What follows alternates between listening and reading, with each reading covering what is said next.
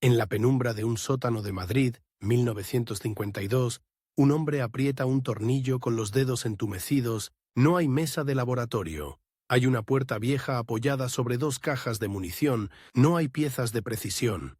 Hay una lata de sardinas, un cable robado de una radio y una aguja de tocadiscos doblada a golpes. Y sin embargo, lo que está montando funciona. Al otro lado de la pared, una bombilla desnuda vibra como un insecto, y las voces se cuelan por la rendija. Preguntas, gritos, silencio, otra vez preguntas. El hombre escucha, y su aparato también. Un micrófono improvisado, un oído metálico para un país que quiere oírlo todo. A cada prueba, la aguja tiembla, el hilo se calienta, la lata resuena. A cada palabra capturada, el ingeniero siente una punzada de victoria técnica y una náusea amarga, porque lo que ha conseguido es brillante y es repugnante. Ahora escucha esta promesa, ese mismo tipo de mente, capaz de arrancarle electricidad al hambre y precisión a la chatarra, también empujó a España a fabricar trenes más ligeros, puentes que parecían imposibles, motores que rugían como bestias nobles y hasta una tableta de papel que se adelantó medio siglo. No estamos aquí para blanquear una época. Estamos aquí para iluminar un detalle incómodo. Incluso en los años donde el miedo se sentaba a la mesa, hubo gente que, con las manos sucias y el corazón dividido, construyó futuro. Y sí, vamos a hacerlo en clave luminosa y enérgica, precisamente porque el contraste duele más. Imagina la posguerra como un motor ahogándose. Falta combustible, falta acero, falta pan, falta aire. En las calles, cartillas de racionamiento. En los talleres, herramientas gastadas. En las cabezas, dos fantasmas. El del exilio y el de la cárcel. El régimen aprende rápido una verdad simple. Las ideas también se pueden vigilar, pero aprende otra, todavía más útil. Las ideas también se pueden exhibir. España necesita símbolos. Modernidad, dicen. Autarquía, repiten. Podemos solos. Y ahí empieza nuestro juego perverso. Cuando un país se obsesiona con demostrar que puede, abre una rendija para que algunos ingenieros hagan magia, siempre que no molesten demasiado. Porque la ingeniería en la era de Franco fue un teatro raro. En el escenario, discursos, uniformes, banderas, inauguraciones con tijeras grandes. Detrás del telón, hombres y mujeres con lápices mellados, calculadoras de manivela y una pregunta clavada en la garganta. ¿Para quién estoy construyendo esto? La primera luz aparece donde menos se espera, en las vías. Si alguna vez te has subido a un tren y has sentido esa tranquilidad hipnótica, tac, tac, tac, tac, piensa en lo fácil que es darlo por hecho. Pero en la España de los 40 y 50, un tren no era un lujo, era una arteria. Y las arterias estaban cansadas. Las locomotoras pesaban como elefantes. Las vías sufrían. La velocidad era un sueño caro. Entonces entra un personaje que muchos mencionan de pasada y casi nadie mira de frente. Alejandro Goicoechea. Su nombre suena a calle de barrio, pero su idea fue un bofetón a la ingeniería ferroviaria española. Goicoechea no pensó, hagamos un tren más fuerte. Pensó lo contrario, hagamos un tren más ligero. Y eso, en un país donde todo se resolvía con más hierro, era casi una herejía. Ligereza significaba menos consumo, menos desgaste, más velocidad. Pero también significaba un miedo muy concreto. Si reduces peso, ¿se rompe? ¿Se descarrila? ¿Mata gente? El régimen adoraba los símbolos, pero odiaba los riesgos que quedaban en titulares. Así que Goicoechea tuvo que vender su idea como quien vende una medicina en un mercado negro. Con pruebas, con astucia, con paciencia. El truco estaba en la articulación. En lugar de vagones como cajas independientes que se empujan y se tiran, pensó en un cuerpo articulado, casi como un animal largo, con menos masa inútil y un comportamiento más estable, más aerodinámico, más elegante, más moderno. Y cuando ese concepto se unió con inversión privada, nació Talgo. Tren articulado ligero Goicoechea Oriol. Dilo en voz alta. Suena a fórmula, suena a conjuro, y en cierto modo lo fue. Visualízalo. Un tren bajo, casi felino, con coches más pequeños, una silueta distinta, como si alguien hubiera dibujado el futuro en una servilleta. En la España gris, aquello era una mancha de color técnico. Pero aquí viene el primer giro incómodo.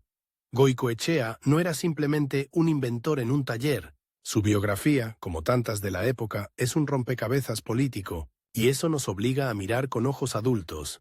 En la era de Franco, un proyecto no avanzaba solo por ser bueno, avanzaba por encajar, por no chirriar, por tener el apadrinamiento correcto, por sobrevivir. Y aún así, el talgo no fue solo propaganda, fue una solución real a un problema real. Las ruedas, el diseño, el ahorro, la idea de hacer más con menos en un país que vivía de menos. ¿Y no es eso precisamente lo que hace grande a un ingeniero? A la vez, mientras el tren intentaba volar pegado al suelo, otro español estaba haciendo que el hormigón flotara. No flotar literalmente, claro, flotar en la mirada. Convertir un material tosco en una curva delicada, como si el cemento pudiera ser seda. Eduardo Torroja. Si no te suena, estás en el sitio correcto. Torroja fue uno de esos cerebros que no necesitan gritar. Sus obras hablan por él. En una época donde lo monumental era sinónimo de pesado, él buscó lo contrario. Estructuras finas, tensas, casi imposibles. Cáscaras de hormigón, láminas, geometría. Piénsalo, el hormigón es como una promesa maleducada. Si lo colocas sin pensar, se agrieta. Si lo fuerzas sin calcular, te mata. Torroja lo trató como un instrumento musical, lo afinó, lo dobló, le sacó notas. Hay una imagen que me gusta para entenderlo. Imagina a un arquitecto que sueña con un techo que parece una ola congelada, y luego imagina a un ingeniero que en lugar de decir no se puede, responde: dame una tarde, una regla y déjame escuchar el material. Esa era la actitud. Pero en el aire de aquellos años había siempre una sombra, la misma sombra del sótano, la misma bombilla vibrando. El régimen quería modernidad controlada. Torroja, como otros, caminó en una cuerda floja. Ser lo bastante útil para que te dejen trabajar, y lo bastante tú para no convertirte en un mero decorador del poder, y aquí entra el elemento que hace esta historia adictiva. La inventiva en la España franquista muchas veces fue una carrera de obstáculos hecha de silencio. No solo censura, también envidia institucional, escasez crónica, burocracia como barro. Los proyectos se alargaban, las patentes se dormían, los presupuestos se evaporaban, y aún así algunos siguieron. Hasta ahora quizá estés pensando: vale, trenes y hormigón, pero yo he venido por esos nombres ocultos. Perfecto. Vamos a girar el foco hacia un lugar donde la historia se vuelve extrañamente luminosa. Una escuela, una maestra y un libro que quería convertirse en máquina. En los años 40, en Galicia, una docente llamada Ángela Ruiz Robles veía a sus alumnos luchar con libros pesados, con páginas que se rompen, con el tedio de memorizar sin entender, y mientras el país discutía grandezas, ella discutía una cosa más pequeña y más radical. ¿Y si aprender fuera más fácil? Su idea era tan sencilla que da rabia. Un dispositivo mecánico para presentar contenidos. Bobinas, láminas intercambiables, letras que aparecen, temas que se organizan, una especie de enciclopedia mecánica, un libro que no es libro, un precursor de lo que hoy llamaríamos un lector electrónico o una tableta educativa, y ahora viene la parte que provoca esa satisfacción inmediata. Sí, estabas buscando inventores españoles poco mencionados, y aquí tienes a una mujer, en plena España franquista, patentando una idea que hoy suena futurista, pero la satisfacción dura poco, porque entra el segundo sentimiento, la intriga. ¿Qué pasó con su invento? ¿Se fabricó? ¿Lo usaron las escuelas? ¿La apoyaron? Y ahí aparece el tercero. El asco suave, la incomodidad, porque el problema no fue que su idea fuera mala, fue que era demasiado buena para un sistema que no sabía qué hacer con ella. Ruiz Robles consiguió patentes, prototipos, interés puntual, y aún así su invento no se convirtió en industria masiva. Falta de recursos, falta de apoyo, prioridades torcidas. Imagina tener el futuro en las manos y que te digan, con una sonrisa administrativa: más adelante, en un país que invertía en símbolos, una innovación educativa parecía poco épica. No salía bien en la foto, no rugía, no cortaba cintas, y sin embargo, ahí está el detalle que me obsesiona. La enciclopedia mecánica era una idea alegre, una idea para aliviar, para enseñar, para dar alas. En medio de una época dura, una mujer estaba construyendo una máquina de curiosidad. ¿No te parece casi subversivo? Mientras Ruiz Robles pensaba en niños, otros pensaban en velocidad, y en un rincón industrial de Barcelona, un ingeniero que venía de mundos distintos y de tensiones políticas y empresariales estaba a punto de crear una criatura metálica que hoy parece un mito. El Pegaso, Wilfredo Ricard. Si te suena a jugador de fútbol, normal. La memoria popular funciona así. Ricard fue un ingeniero brillante, con experiencia fuera, que terminó liderando proyectos de automoción en la España de la posguerra, y aquí te pido que imagines el contraste. Una nación con escasez, con carreteras irregulares, con gasolina como tesoro, y un coche deportivo que parecía salido de un cómic europeo. El Pegaso Z102 no era solo un coche, era una declaración. Podemos hacer alta ingeniería. Era el «mira lo que soy capaz» de un país que necesitaba autoestima técnica, motor avanzado, soluciones audaces, diseño que atraía miradas como un imán, un animal elegante en un zoológico de vehículos modestos. Pero no te engañes, no era un capricho inocente. El Pegaso también era propaganda, vitrina, escaparate. Y ahí está nuestro siguiente giro. La ingeniería, atrapada entre el orgullo y el uso político. Ricard construía máquinas, pero las máquinas también construían relato. Y ahora, para que el ritmo suba, déjame llevarte de vuelta al sótano del principio, al oído metálico, a la lata de sardinas, porque esa dualidad, inventar para sobrevivir, inventar para impresionar, inventar para servir, se concentraba en una pregunta. ¿Cuánta oscuridad puede tragarse una mente brillante sin romperse? En la España franquista, la tecnología no era neutral. Un simple transmisor podía ser una radio clandestina que te conectaba con el exterior, o un aparato de escuchas. Un tren podía unir ciudades o transportar presos. Un puente podía ser una obra de arte o un monumento a un poder que quería eternizarse. Y cada ingeniero, cada inventor, vivía con esa ambigüedad pegada a la piel. Aquí viene el twist que cambia el tono. Muchas de las innovaciones que hoy celebramos no nacieron en un ambiente de libertad creativa tipo Silicon Valley. Nacieron en un ambiente de control, necesidad y orgullo herido. Y esa mezcla produce una chispa extraña. Creatividad con rabia, ingenio con hambre, progreso con sombras. ¿Y sabes qué es lo más inquietante? Que a veces esa presión mejora el diseño, obliga a simplificar, obliga a reutilizar, obliga a exprimir el material como un limón seco, exactamente como aquel micrófono hecho con basura. Repulsivo en su finalidad, admirable en su ejecución, pero no hemos llegado aún a lo más cinematográfico, porque el régimen poco a poco abre una ventana al exterior, lenta, calculada. Empiezan acuerdos, se suavizan algunas cosas, se busca tecnología, se crea infraestructura, y entonces las mentes que habían trabajado con alambre y paciencia se encuentran con algo que brilla de verdad. Laboratorios mejor, equipados, industrias más grandes, proyectos nacionales de alta ciencia, y aquí, justo aquí, es donde el relato pega un salto. De los talleres al cielo, hay un momento en el que un país decide mirar arriba, no por poesía, sino por estrategia. Cohetes, radares, aeronáutica. No te estoy diciendo todavía nombres, porque quiero que sientas el tirón dramático. En una España que aprendió a vigilar, también se aprende a medir el viento, a escuchar el espacio, a lanzar objetos hacia la estratosfera. Y si crees que todo eso ocurrió lejos de la vida cotidiana, te equivocas. Ocurrió con la misma lógica del sótano.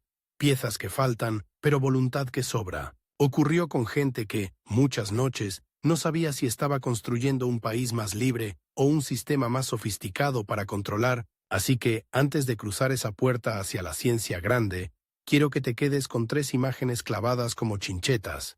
Una lata de sardinas convertida en oreja, un tren ligero, articulado, deslizándose como un secreto sobre vías cansadas, una maestra gallega sosteniendo un prototipo y diciendo, sin micrófonos ni banderas, «Esto es para que aprender no duela». En la siguiente parte, vamos a entrar en los proyectos donde la ingeniería deja de ser solo industria y se vuelve asunto de Estado. Aviones, mar, energía y las carreras silenciosas por no quedarse atrás. Y ahí aparecerán personajes que trabajaron a centímetros de lo prohibido y a milímetros de la gloria. La modernidad de escaparate tiene un sonido muy específico. Tacones sobre mármol, cámaras haciendo clic, y detrás, un zumbido bajo, casi animal, de generadores trabajando a escondidas. A finales de los 50 y principios de los 60, España empezó a cambiar de piel por fuera. Más coches, más obras, más carteles luminosos, pero por dentro seguía siendo el mismo cuerpo tenso. Miedo en las costuras, silencio como pegamento, Y cuando un país se vuelve experto en el silencio, aparece una obsesión inevitable. Dominar el aire, porque el aire no se puede encerrar con barrotes. Puedes vigilar una imprenta, controlar una frontera, censurar una canción, pero el cielo es otra cosa. El cielo es un desafío que te mira desde arriba, como si dijera, a ver si te atreves. La historia da un giro cuando el Estado decide que el progreso no puede ser solo trenes y fábricas. Tiene que tener alas. Así nacen laboratorios, institutos, centros de ensayo con nombres fríos, sitios donde no se habla de política en los pasillos.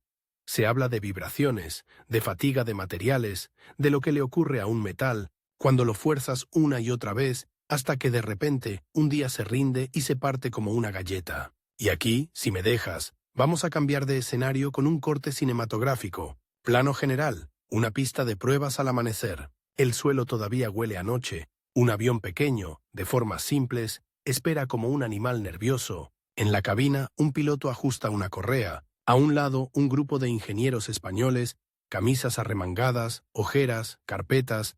No habla casi nada, solo miran. Porque hay un momento en la vida de un ingeniero que es el más adictivo y el más horrible. Cuando el papel deja de ser papel y se convierte en algo que puede matar. En esos años, la aeronáutica española se movía entre dos extremos. Por un lado, el deseo de demostrar capacidad nacional. Por otro, una realidad tozuda. La tecnología no se improvisa y el aislamiento de las décadas anteriores había dejado cicatrices. Entonces aparece una estrategia que define toda la época. Absorber, copiar, adaptar y, cuando se puede, mejorar. Esto lo hicieron equipos enteros de ingenieros que casi nunca salen en los relatos heroicos, porque el relato suele quedarse con el nombre que posa delante del avión, no con el que calculó el espesor exacto del ala para que no se convierta en confeti. Y aquí te lanzo una imagen para que no se te olvide. Un ala no se rompe como una tabla. Primero se queja. Se tuerce apenas 1 milímetro.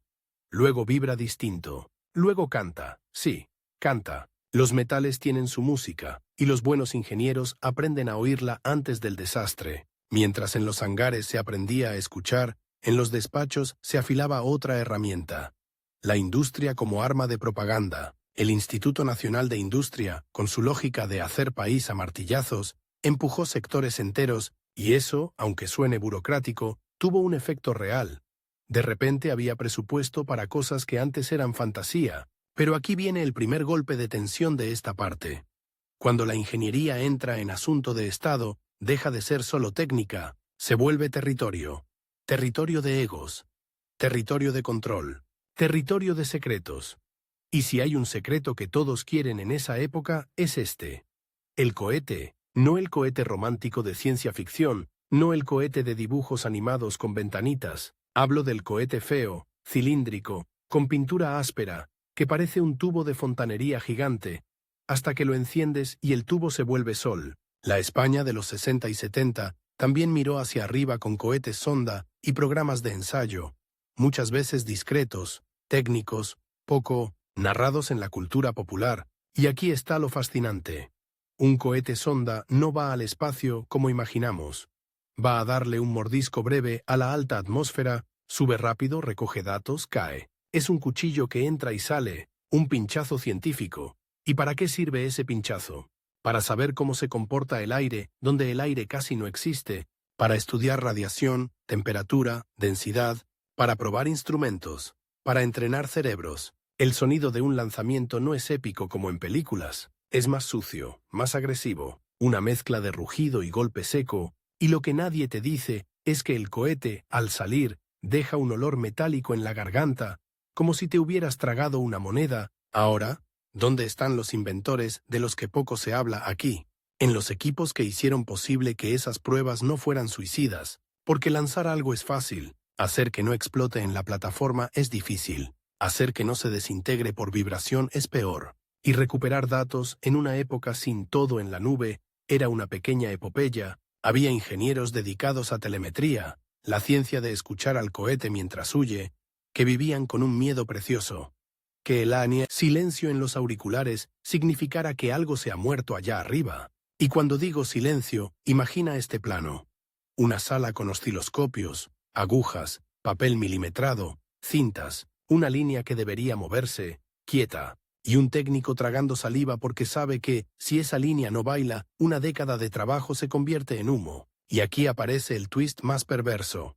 El mismo conocimiento que permite medir la atmósfera, también permite mejorar sistemas militares. La misma telemetría que sirve para ciencia, sirve para control. La misma obsesión por saber dónde está una cosa en el cielo, se parece demasiado a la obsesión por saber dónde está una persona en la calle. La tecnología no tiene moral. La moral la pone quien firma la orden. Y si esto te incomoda, perfecto. Ese es el punto. Pero no te quedes solo con la sombra, porque en medio de todo eso hubo destellos que son casi poéticos. Por ejemplo, la ingeniería española en esos años aprendió a fabricar precisión donde antes había improvisación, aprendió a estandarizar piezas, a crear bancos de ensayo, a desarrollar instrumentación, a cuidar tolerancias minúsculas, y eso, en un país que venía de la chatarra convertida en milagro, era como pasar de pintar con carbón a pintar con luz. Sin embargo, siempre, el precio era el mismo. El precio era callar. Hay testimonios que se intuyen incluso sin leerlos. El ingeniero que llega a casa y no cuenta en qué trabaja, la esposa que deja de preguntar, el hijo que cree que su padre arregla cosas, el vecino que sospecha, la puerta que se cierra con doble vuelta, la libreta escondida. La tensión sube cuando entiendes que el progreso en aquella España no era una autopista. Era un laberinto con guardias, y entonces, como si la historia quisiera retorcerte el corazón, volvemos al mar, porque si el aire era el desafío, el mar era el espejo. España, con costas largas y tradición naval, también se rehizo desde abajo. Astilleros, motores, sistemas de navegación, construcción de buques mercantes, y detrás de cada casco gigante, deslizándose hacia el agua en una botadura, esa escena que parece fiesta, hay una parte que no se ve, el cálculo de estabilidad. La estabilidad es una palabra bonita, y también es una amenaza. Un barco es una mentira que funciona. Es metal pesado fingiendo ser ligero, y para que esa mentira no mate, necesitas ingenieros que entiendan cómo se comporta la masa cuando el mar decide bailar. En los 50 y 60, con el empuje industrial y la necesidad de comercio, se formaron generaciones de técnicos navales que diseñaban soluciones de eficiencia con recursos limitados. No hay una estatua para el que redujo un 3% la resistencia hidrodinámica de un casco. Pero ese 3% podía significar menos combustible, más autonomía, más seguridad, y aquí te lanzo una imagen brutalmente concreta. Un buque en prueba de mar, noche cerrada, oleaje duro, no es una postal.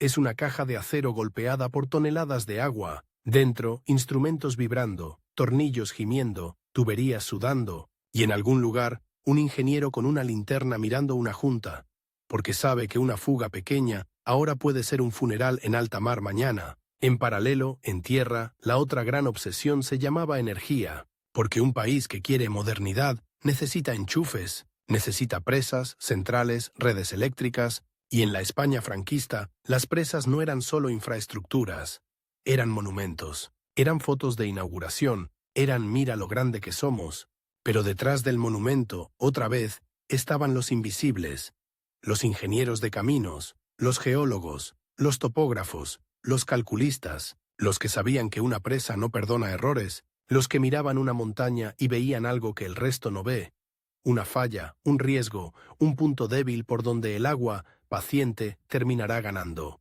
Las presas pueden ser bellas, también pueden ser amenazas dormidas, y esa ambivalencia encaja perfectamente en la época. Aquí metemos una sacudida emocional.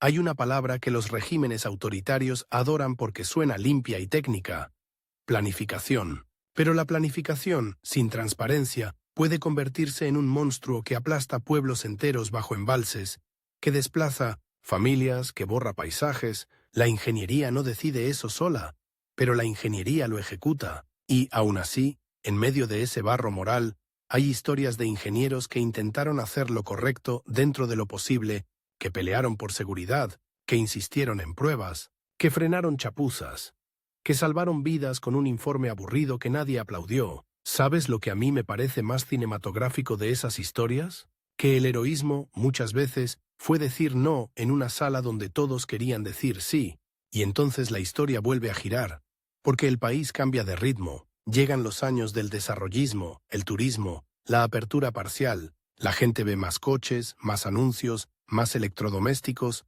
aparece la ilusión de normalidad, y justo ahí, cuando el público cree que la película se vuelve ligera, la trama se vuelve más peligrosa, porque el progreso trae un invitado nuevo, la computación. No computación como hoy, con pantallas brillantes y apps, hablo de computación como habitación cerrada, máquinas enormes, tarjetas perforadas, ventiladores como turbinas, hablo de tecnología que parece un monstruo de hierro y cables, y que sin embargo solo hace una cosa: obedecer órdenes con una fidelidad escalofriante, y en un estado con hambre de control, una máquina obediente es una tentación. En ese periodo, empresas y organismos empezaron a incorporar sistemas de cálculo y procesamiento para administración, industria, ingeniería, y ahí, de nuevo, aparecen personajes poco cantados: programadores pioneros, técnicos de mantenimiento, matemáticos aplicados, gente que aprendía a hablar con máquinas en un país donde, hasta hacía poco, el gran desafío era conseguir papel. Imagínate lo que significaba eso mentalmente. Pasar de arreglar radios con alambres a alimentar a una bestia que se come tarjetas, y el twist es este. La computación podía ser libertad, optimizar redes eléctricas, diseñar mejor, investigar, enseñar, o podía ser un archivo más eficiente del miedo, listas más rápidas, cruces de datos, seguimientos. Es aquí donde el eco del sótano del inicio vuelve, como un fantasma que no se va. El oído metálico, solo que ahora el oído ya no es una lata, es un sistema, una estructura. Y sin embargo, y esto es importante, porque si no, esta historia se vuelve insoportable, esa misma ola tecnológica también abrió puertas a gente brillante que quería otra España. No siempre podían decirlo, pero lo pensaban con cada mejora en procesos, con cada innovación discreta, con cada avance en educación técnica, porque formar ingenieros es formar cabezas que preguntan por qué, y un por qué bien puesto es dinamita. ¿Ves cómo sube la tensión?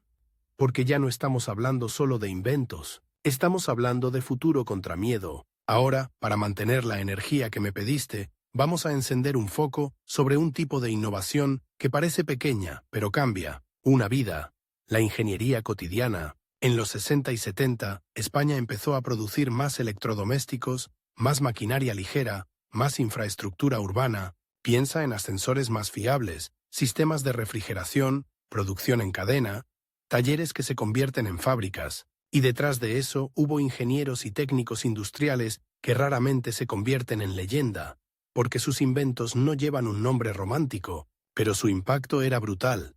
Una lavadora no es una máquina, es tiempo. Y el tiempo, en una familia, es libertad. Ese tipo de progreso no tiene épica de cohete, pero transforma un país por dentro. Y ahora te doy el golpe final de esta parte, el que prepara el salto a la siguiente.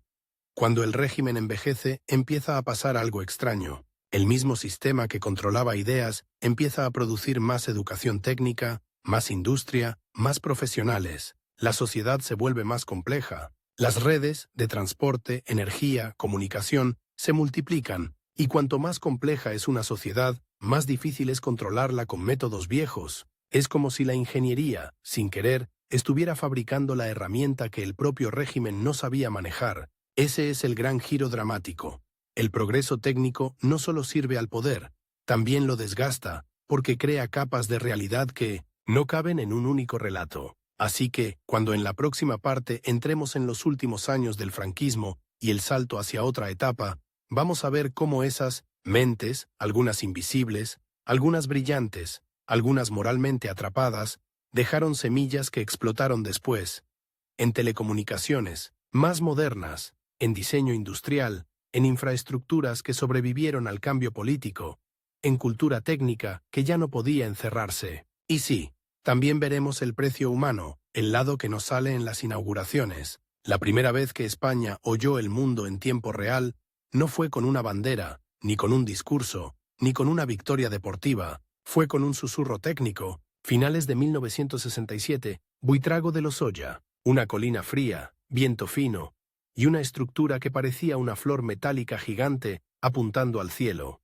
Una antena parabólica, de lejos podría confundirse con un plato absurdo para servirle sopa a las nubes. De cerca daba otra sensación, la de un ojo que no parpadea, un ojo que escucha. Los ingenieros lo llamaban con nombres prácticos, casi tímidos: buitrago, estación terrena, enlaces, tráfico telefónico, telegráfico, televisión. Pero si lo traduces al lenguaje humano, suena así: vamos a capturar voces que vienen rebotadas desde un satélite sobre el Atlántico. Vamos a doblar el espacio para que una llamada llegue a América. Y aquí va el primer golpe de placer para el espectador. Sí, la España franquista tuvo una puerta tecnológica a los satélites, y hubo equipos españoles que hicieron que esa puerta funcionara. No es ciencia ficción. Es ingeniería real, con turnos nocturnos, calibraciones, redundancias y pánico silencioso cuando una señal llegaba débil. Ahora el segundo sentimiento, la intriga. ¿Quién decide qué se escucha cuando un país por fin puede oír el mundo? ¿Quién controla el volumen? ¿Quién apaga el interruptor? Y el tercero, inevitable, la repulsión. Porque un ojo tecnológico no solo trae conversaciones de amor a larga distancia, también trae tentaciones. Un régimen que llevaba años perfeccionando el arte de vigilar no iba a mirar esa antena y pensar únicamente en abrazos. Iba a pensar en poder, en control, en lo que se puede filtrar, registrar, cruzar. La antena brilla al sol como promesa. Pero su sombra en el suelo parece un animal acostado, y aún así, qué historia más extraña. Esa misma infraestructura que podía servir al control también empezó a servir a algo que el control detesta: la complejidad. Más conexiones, más comercio, más intercambio cultural, más tecnología importada, más profesionales formados, un sistema más grande, con más piezas. Es más difícil de gobernar a base de miedo puro. Es como si cada cable nuevo fuese, al mismo tiempo, una cuerda de marioneta y una grieta en el teatro. Mientras Buitrago apuntaba al cielo, Madrid escondía otra clase de monstruo dentro de un edificio. No era una antena, era una máquina enorme, cara, elegante a su manera y completamente ajena a la política en su funcionamiento. Obedecía a quien supiera hablarle. Finales de los 60, Universidad de Madrid, el centro de cálculo. Piensa en una sala con aire frío artificial, el tipo de frío que te reseca la garganta. Piensa en armarios del tamaño de roperos, luces que parpadean como ojos nerviosos, zumbidos constantes y un ritmo extraño de oficina futurista. El golpe seco de las tarjetas perforadas. Y aquí te pido que te agarres, porque este es uno de los giros más deliciosos y menos conocidos de la época. Allí, en plena España franquista, mientras el poder soñaba con orden y obediencia, un grupo de matemáticos, programadores, técnicos y curiosos estaba abriendo un portal a una idea peligrosísima: la creatividad computacional. La máquina no sabía de censura, no entendía de esto no se puede decir. La máquina solo entendía instrucciones, y cuando una mente humana descubría que podía generar formas, patrones, estructuras, lenguajes, la imaginación empezaba a correr por los cables como una rata eléctrica. A ese lugar llegaron científicos, sí, pero también artistas. Gente que no venía a servir al Estado, sino a jugar con lo nuevo, a explorar, a crear imágenes que no existían antes, nacidas de reglas, algoritmos, repeticiones, como si la matemática pudiera pintar. ¿Ves el contraste? Un régimen obsesionado con controlar el relato, y una máquina capaz de producir miles de variaciones de una misma forma en segundos, como si dijera: no hay un único relato, hay infinitos. Eso, en términos culturales, era dinamita envuelta en bata blanca. Aquí entran los nombres que merecen más foco. Por ejemplo, pioneros de la computación y de la teoría del lenguaje formal en España. Gente como Ernesto García Camarero, que estuvo ligada a ese mundo de cálculo, computación, autómatas y lenguajes. No eran figuras de cartel. Eran arquitectos de una disciplina que aún no tenía prestigio social. Trabajaban con paciencia, escribiendo planes de estudio, formando equipos, empujando una palabra nueva a través de paredes viejas. Informática. Y el centro de cálculo no era solo una sala de máquinas, era un punto de encuentro. Un lugar donde un ingeniero podía cruzarse con un artista y ambos podían sentir lo mismo. Vértigo. Ahora imagina esta escena como si fuera una mini película dentro de la película. Un técnico coloca una caja de tarjetas en una mesa, un matemático revisa una fórmula como quien revisa una partitura, un artista mira el papel milimetrado y pregunta, medio en broma: ¿Y si la máquina sueña? El matemático no responde con filosofía, responde con reglas. Y cuando el plotter escupe una imagen geométrica, líneas, módulos, repeticiones, el artista se ríe, pero no de burla, de asombro, porque esa imagen no la hizo una mano, la hizo un sistema. ¿Es frío? Sí, es humano. Más de lo que parece, porque detrás del sistema hay alguien que tuvo que imaginarlo. Y aquí viene el twist moral. La misma computación que te permite crear arte, también te permite clasificar personas, cruzar registros, ordenar listas, optimizar vigilancia. La misma belleza geométrica que hipnotiza puede convertirse en una rejilla. La tecnología, otra vez, con dos caras, como una moneda que siempre cae de canto. La tensión sigue subiendo porque ya no hablamos de inventores aislados. Hablamos de redes, satélites, centros de cálculo, telecomunicaciones, y cuando una sociedad se vuelve red, el poder cambia de forma, deja de ser solo policía y censura, y empieza a ser infraestructura. Y eso es aterrador, porque la infraestructura es invisible, no se discute en la sobremesa, no tiene himno, pero manda. En esos años, Telefónica y otras instituciones ampliaban enlaces, tendidos, microondas, centrales. La gente veía el resultado como magia. Una llamada que conecta, una retransmisión que llega, una voz que atraviesa océanos, pero los ingenieros lo vivían como una guerra contra el ruido. Interferencias, pérdidas, sincronización, mantenimiento. Hay una clase de heroísmo técnico que nadie aplaude. La obsesión por la fiabilidad. Porque lo glamuroso es inaugurar, lo importante es que funcione el martes, a las 3 de la madrugada, cuando no hay cámaras. Y ahí estaban, equipos enteros, mentes que no buscaban fama, sino que el sistema no se caiga, que el satélite no se pierda, que la señal no se convierta en fantasma. Mientras tanto, en otro frente, el país también estaba jugando con fuego literal. La energía nuclear. No voy a pintarla como demonio ni como salvación, porque ninguna de las dos caricaturas sirve, pero sí voy a pintarte una imagen concreta, de esas que se te quedan en la nuca.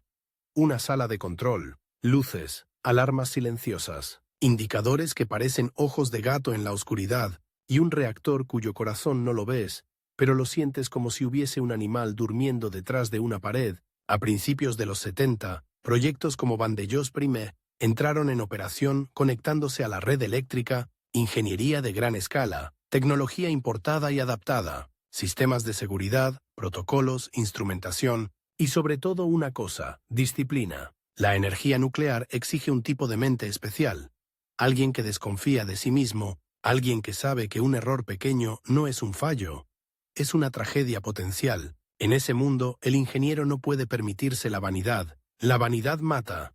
Y sin embargo, otra vez, ¿quién decide el rumbo energético? ¿Qué intereses pesan? ¿Qué se oculta? ¿Qué se acelera por propaganda? El régimen adoraba grandes obras, la energía era poder. Y el poder, ya lo sabemos, tiende a estirar la realidad para que quepa en su discurso. Aún así, hubo profesionales que intentaron hacer lo correcto en un campo donde lo correcto no era una opinión, era una obligación física. El drama aquí no está en la tecnología por sí sola, está en la tensión entre el calendario político y el calendario de la seguridad, porque la seguridad no se inaugura, se construye lento, pesado, meticuloso, y el poder siempre tiene prisa. ¿Notas cómo el ritmo se acelera? Satélites, computación, redes, energía, todo se vuelve más complejo y más difícil de controlar con métodos antiguos. Y entonces llegamos a un punto donde el relato se vuelve casi eléctrico.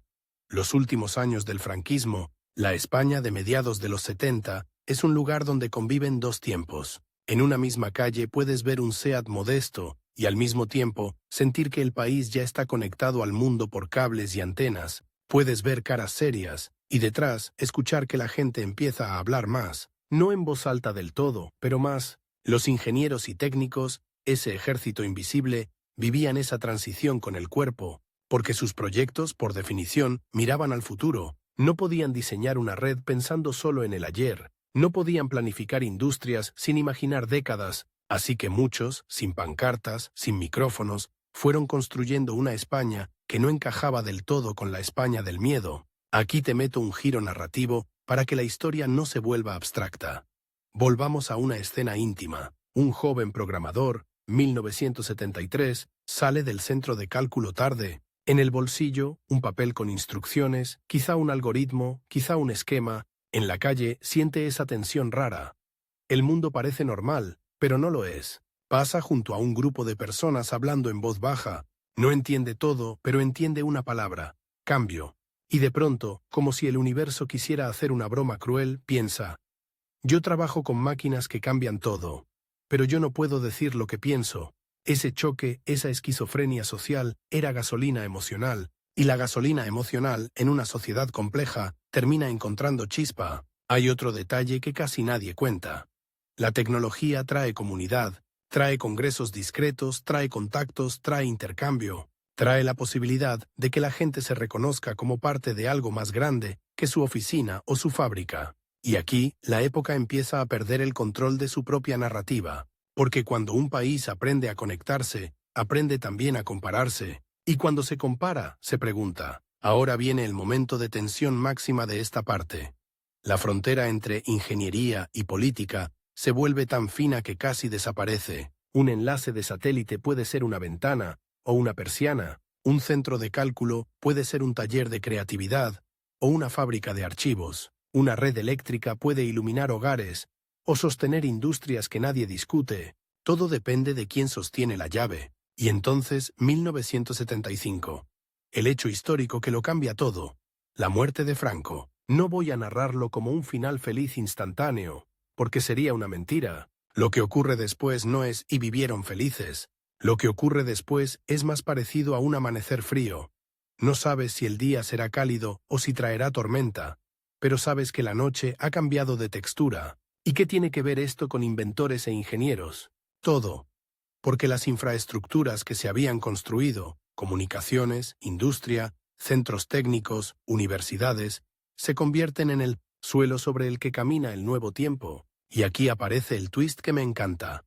Muchas herramientas creadas bajo un sistema rígido terminan siendo usadas por una sociedad que quiere respirar distinto. La antena que apuntaba al cielo ya no es solo un símbolo del Estado, es una herramienta civil. La computación que era rareza se vuelve necesidad. Los técnicos que aprendieron disciplina ahora pueden usarla para proyectos con otra lógica. Y los inventos que quedaron congelados por falta de apoyo empiezan poco a poco a encontrar su lugar. Pero ojo, no todos los protagonistas de esta historia salieron victoriosos. Muchos quedaron en notas al pie, otros se fueron, otros se agotaron, y algunos, sí, cargaron con culpas o ambigüedades que no se borran. En el fondo, la era de Franco deja una paradoja que es una trampa emocional. Puedes admirar la precisión de un diseño y al mismo tiempo sentir rechazo por el contexto que lo empujó o lo aprovechó, y esa trampa no es un error del relato, es el relato. Ahora, para preparar el salto a la siguiente parte, voy a plantarte una semilla que va a explotar. Cuando el país entra en transición, muchas de esas mentes técnicas, acostumbradas a resolver problemas imposibles, se convierten en una fuerza silenciosa que acelera el nuevo ritmo. Modernización industrial, telecomunicaciones más abiertas, nuevas empresas, nueva educación, nuevas prioridades, y en esa etapa final aparecerán más personajes poco hablados. Gente que no solo inventó máquinas, sino que inventó formas de trabajar, de organizar conocimiento, de llevar a España hacia tecnologías que hoy damos por obvias. Sin aplausos, sin estatuas, sin películas. La historia que empezó con una lata de sardinas como micrófono y con una antena mirando al Atlántico va a terminar con una pregunta, directa para ti, espectador. ¿Qué hacemos con el legado técnico cuando el contexto moral es incómodo? Porque el futuro siempre se construye con piezas del pasado. Incluso cuando el pasado araña, la transición no empezó con una fiesta, empezó con un temblor en las manos de quienes durante años habían aprendido a no dejar huellas, y si hay un tipo de persona que entiende el temblor como dato, como señal, como aviso, es un ingeniero. A partir de 1975, el país no se volvió otro de un día para otro. Lo que ocurrió fue más raro y más humano. De pronto, muchas decisiones que antes se tomaban con la lógica del miedo empezaron a chocarse contra la lógica de un sistema ya demasiado grande para seguir funcionando a base de órdenes. Las redes estaban ahí, carreteras, centrales, antenas, fábricas, universidades, y lo curioso es que, cuando un país tiene redes, la gente encuentra caminos. En ese nuevo aire, los inventores y técnicos, de los que poco se habla, son todavía más invisibles, porque su mérito no fue crear un objeto brillante para una vitrina, sino hacer que el país no se rompiera mientras cambiaba. Lo heroico, en esa época, fue continuidad sin obediencia ciega, mantener el tren en marcha mientras se cambiaban los raíles, y eso no se celebra con medallas. Se celebra con que la luz se encienda y la gente pueda dormir. Imagina una central telefónica en una ciudad mediana. A finales de los 70, no hay glamour. Hay paneles, relés, cables como venas. Suena un timbre, otro y otro. Se cuela el olor de ozono y polvo caliente. En una esquina, un técnico se agacha, ajusta algo y susurra una frase que nunca sale en libros. No me falles ahora, porque cuando las cosas cambian arriba, la gente necesita que abajo funcione. El ciudadano no ve la transición cuando la llamada a su madre entra limpia, solo la nota cuando no entra. Y ahí está el primer latigazo emocional. El progreso real, el que transforma, suele ocurrir lejos de las cámaras. Durante los últimos años del franquismo y el salto posterior, hubo una ola silenciosa de modernización industrial que no cabe en un solo nombre. Se habla de milagro económico, se habla de apertura, se habla de planes, pero casi nadie se detiene en el detalle humano. Equipos enteros rediseñando procesos, mejorando tolerancias, reemplazando piezas, aprendiendo estándares internacionales a veces sin manuales, completos, a veces a base de ensayo y error, a veces con un orgullo que era casi rabia. No vamos a quedarnos atrás. Piensa en la fábrica como una criatura. Si cambias una tuerca, cambia el ritmo del monstruo. Si cambias la forma de medir, cambia la calidad de todo. Si cambias la forma de formar técnicos, cambia el futuro. ¿Y quién hizo eso? Gente que rara vez aparece en las historias. Ingenieras de laboratorio que aprendieron a discutir con compañeros que no las escuchaban. Jefes de mantenimiento que convertían una avería en aprendizaje. Diseñadores industriales que luchaban para que un producto no solo funcionara, sino que fuera seguro. Metalúrgicos que sabían, por el color de una viruta, si la máquina estaba enferma. Aquí te lanzo un hecho incómodo sin necesidad de cifras. Durante décadas, una parte enorme del mérito técnico quedó absorbida por sellos, por instituciones, por empresas, por siglas. En muchos casos, el país recordaba el logotipo, no al equipo, y en un tiempo donde convenía que el relato tuviera dueños claros, la memoria se volvió un archivo con nombres incompletos. Eso es una forma elegante de desaparecer a la gente. Pero la historia se pone más cinematográfica cuando entendemos una cosa.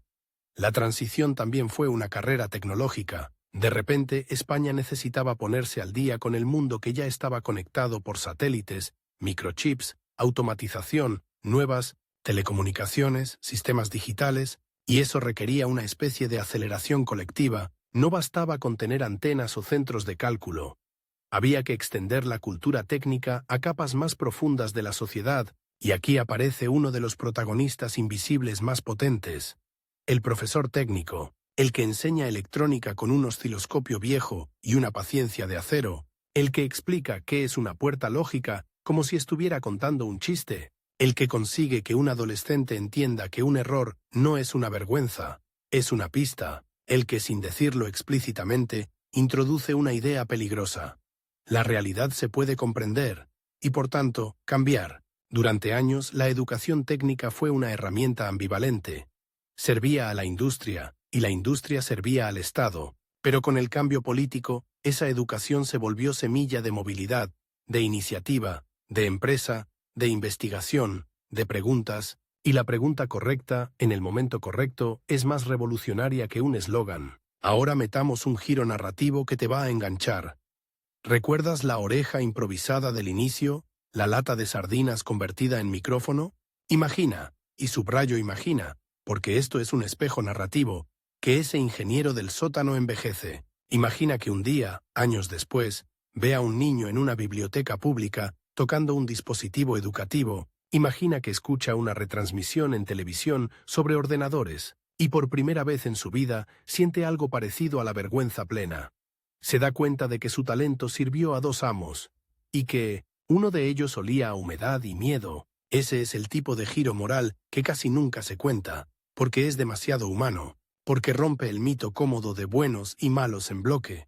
Hay gente que construye cosas brillantes en contextos oscuros, Y cuando el contexto cambia, se ven obligados a mirarse por dentro, y esa mirada no siempre es bonita. Ahora bien, no quiero que esta historia termine solo en la culpa, porque me pediste luz y energía, y porque la vida, incluso en sus décadas más duras, también se abre paso con cosas pequeñas, concretas, luminosas. Así que vamos a entrar en otro terreno donde la ingeniería cambia la vida sin pedir permiso.